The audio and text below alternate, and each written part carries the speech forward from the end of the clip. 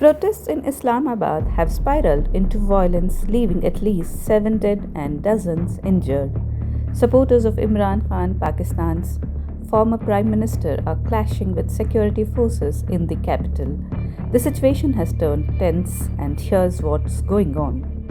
The protests were sparked by a call from Khan's party, Pakistan Tehreek-e-Insaf (PTI), led by Khan's wife Bushra Bibi. Thousands of PTI supporters have gathered in Islamabad, demanding Khan's release from jail and the resignation of Prime Minister Shehbaz Sharif's government, accusing it of rigging the recent election. The march began on Sunday, and by Tuesday, protesters were heading towards D-Chowk, a key public square near government buildings. The government responded swiftly by deploying Pakistan Rangers police in riot gear and water cannons. As per reports, the protesters are now just 10 kilometers away from D-Chowk, where they intend to present their demands to the government.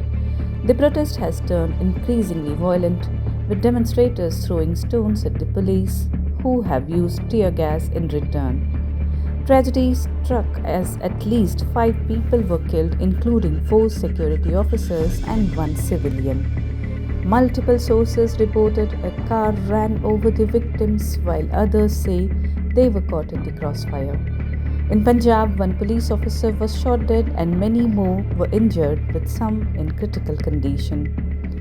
Prime Minister Shehbaz Sharif condemned the violence, calling PTI's actions part of an anarchist plot. He said the bloodshed was aimed at achieving political gains. Meanwhile, Khan's party accused the government of using excessive force, including live bullets. As tensions rise, the government has brought in the army to help manage the situation, ordering that troublemakers be shot on sight. The government has also imposed strict security measures, including shutting down educational institutions in Islamabad and banning public gatherings.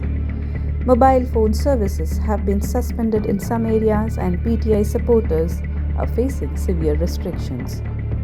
With protesters determined to reach D-Chowk, the situation is at a breaking point.